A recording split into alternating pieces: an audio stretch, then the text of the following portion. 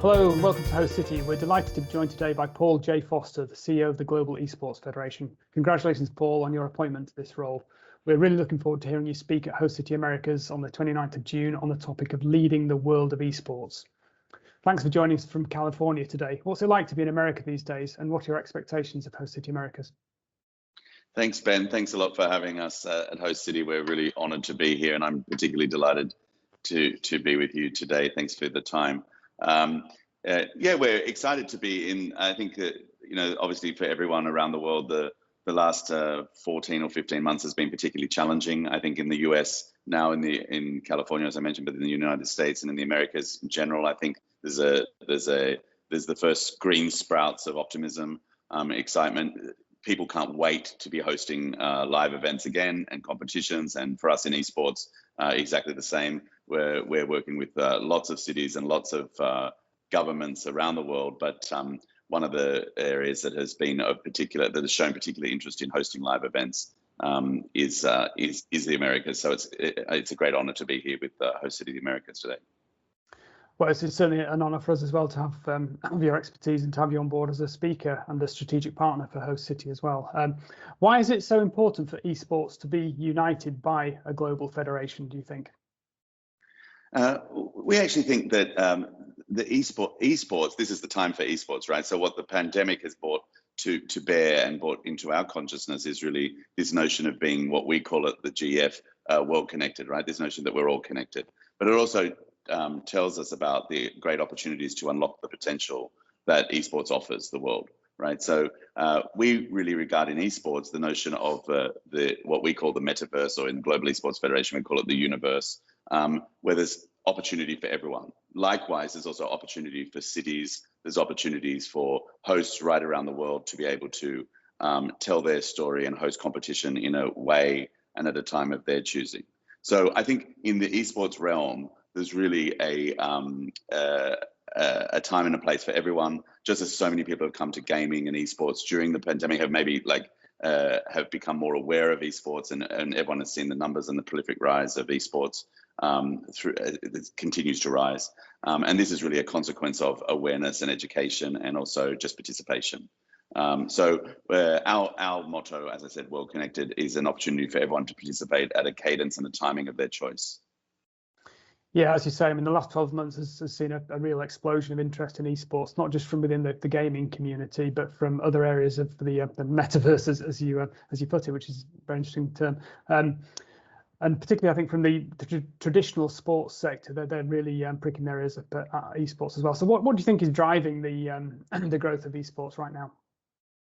Yeah, I actually think we some of us in the Global Esports Federation looked back to it was around about March 2020, when really most of us, I think, went into some form of lockdown, or we reduced our travel and mobility, And then we saw that immediately go. Not just then, events got cancelled around the world, and then we all started participating in education online, and we all started downloading things called Zoom and Microsoft Teams and Blue Jeans and all these platforms that we'd never heard about. And some of us think we'd always heard about those things, but actually a year ago that was the first time I'd heard about some of those platforms, right? So really, I think what it shows about, actually it's quite interesting in terms of metaverse and how we think about immersive technologies, is how quickly humans can adapt and change. And so while maybe if we were having this conversation, Ben, a year or two ago, it might have been about this emerging thing called esports and gaming, and now we're right in the middle of the largest rise in the largest shift probably in the way we consider entertainment in our living history. What I'd say is what we think about that is that we think there's an opportunity through esports, through the platform of the incredibly powerful technologies, to think about the connection between traditional sports, between esports, between music, as a consequence as how we like to be entertained as humans. And this notion of being connected, which obviously through digital and technology is exceptionally powerful, and really has no borders, and has no impediments to that participation. Hence the hashtag World Connected, I suppose. Yeah, it's really powerful, in fact, and sometimes in conversation, I think sometimes things are best summarized in the simplest terms, right? Well connected is pretty cool. If you think about something that if you think about something that we all miss, is being connected, right? With our families, with our friends. If you said, like, Ben, what do you really miss? It's probably sometimes somehow almost the simplest things, right? We're optimistic, of course, about that. We know that pandemics historically have come and gone. We look forward to the occasion when this pandemic is gone. But it's what I come back to, this incredible human spirit that collectively we have. And at the Global Esports Federation, we have convened incredible member federations around the world, working with incredible sporting organizations, incredible publishers, incredible athletes and players, incredible brands, and now, of course, incredible host cities, as well as we start to think about the future. Yeah, well, we'll talk about the host cities shortly, but another question about talking about the real world and the connection between esports and the physical world. And when people think of gaming, they don't tend to think about physical activity and exercise, but perhaps is there a link between esports and health, do you think? Yeah, I think it's something that we need to think about and spend time thinking about it. And of course, the pandemic has also raised this awareness of the importance of not just our physical health, Ben, but also I think our mental health. And we spend a lot of time also thinking about vision health and eye health and nutrition and other elements. It's interesting. It's been interesting for me to learn that at the top of the professional athletes and players, these are athletes and players like any other athletes and players that have team physicians, they have nutritionists, they have coaches, they have trainers, they have managers around them that support them. At the Global Esports Federation, health and wellness became so important that in our second year, as we entered our second year, we actually formed our own commission. Health and wellness broke off away from, we have an education, culture and youth commission, and now we have a health and wellness commission. And of course, famously, Cristiano Ronaldo helped us to launch our initiative with Thomson X, which is our medical technology, our medtech technology partner, our global partner that looks at medtech.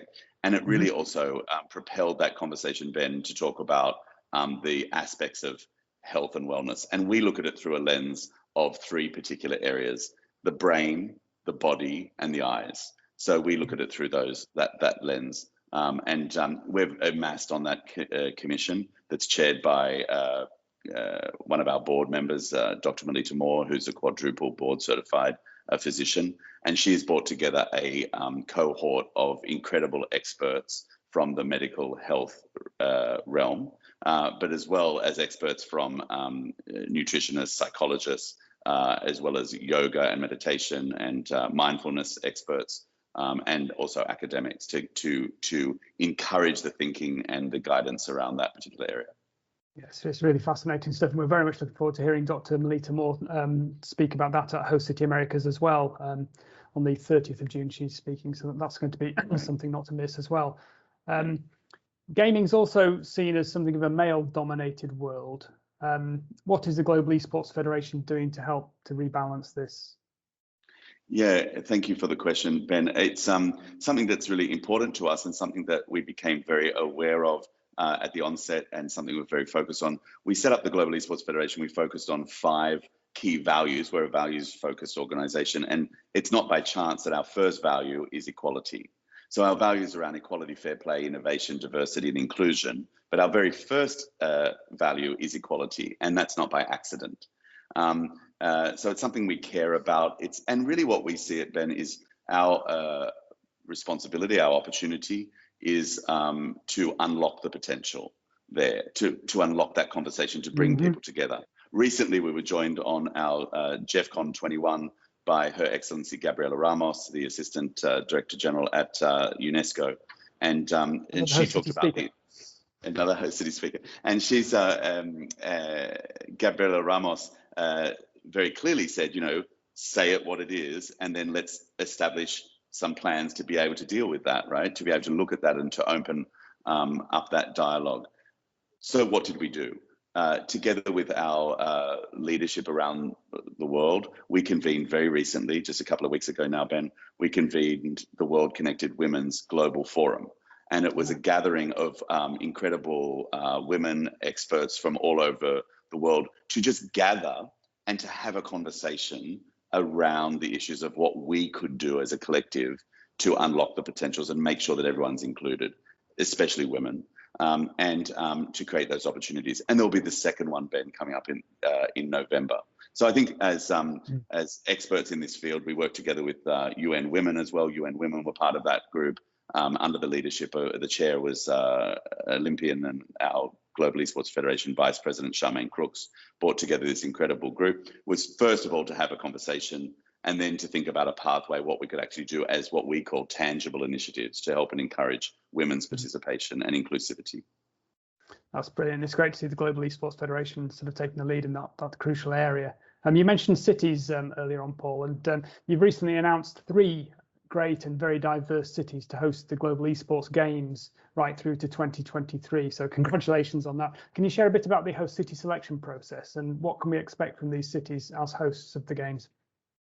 Ben, it was unbelievable. In about 9 months ago, we had our town hall. Every 2 months, we have a town hall with our whole community together, about 200 people from around the world joining our town hall. And we launched this idea that we would host the Global Esports Games. And we called for expression of interest. We were completely overwhelmed. We spoke about this at the time, but we were surprised and overwhelmed. We had more than 20 cities and countries. I think we had 20 put their hands up as expressions of interest, which is wonderful. I mean, that's part of the dialogue process. And then we set up under our technical commission a group called the Selection Committee, and we went through the process around that. We spoke to experts, publishers, host cities and hosting venues around the world, how to shape that process, what it would be, right, understanding that we were creating something for the first time. And we listened to our community. It's something we do at the GF a lot, is listen to our community. And that group moved down to 11 as what we would call candidate cities. And then, of course, the board elected the 3 hosts, Singapore for 21, Istanbul for 22, and Riyadh for 23. And the encouraging thing, which we're exceptionally proud of, and moving from Asia, where we're headquartered in Singapore, across to Europe and Istanbul, and into the Middle East for 23. What's absolutely fascinating to us is the amount of interest that announcement in itself has created, and the opportunities for cities around the world, leading cities around the world and emerging cities around the world, to really have conversations with the Global Esports Federation around the hosting opportunities for their particular cities. So it's our board meeting at our very recent board, our June board meeting. The board has agreed that we will continue in this approach, to continue in dialogue with cities around the world. And we very soon, Ben, will also announce our calendar for the Global Esports Tour as well, which we look forward to announcing across 22, 23, 24. That's great. Well, I was going to ask where next for the Global Esports Federation, but I think you've answered that question. Are there any other sort of things in the pipeline that you'd like to share with our audience today? Yeah, I think one of the things that we're excited about is the diverse opportunities for hosting cities and for people to participate in this dialogue.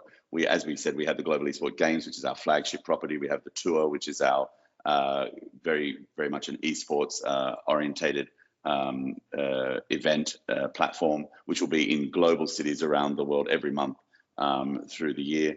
And then we also had great success, Ben, online. When we weren't able to host offline or live competitions, we hosted our World Connected series online, we saw an incredible rise there from about 500,000 spectators online to 1.8 million.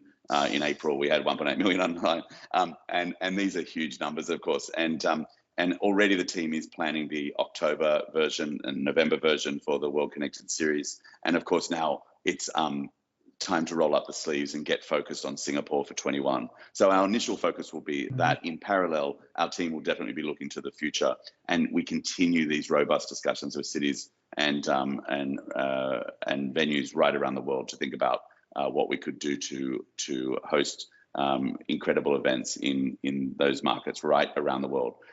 It's very important to us that we do have that diversity, Ben, in voice. So it's not only important that we're in certain parts of the world, but that we're right across the world. This real notion, as we said at the onset, around world connected, that we feel that we can bring something to the world. Yeah, well, it's great the way you're bringing the world together through esports. So thanks very much, Paul, for joining us today. And we're really looking forward to hearing you speak at Host City Americas on the 29th to the 30th of June with on the 7th and 8th of December at the end of the year. So thanks so much for joining us today, Paul, and see you in a few weeks' time. Thanks for everything that Host City is doing. Thanks, Ben.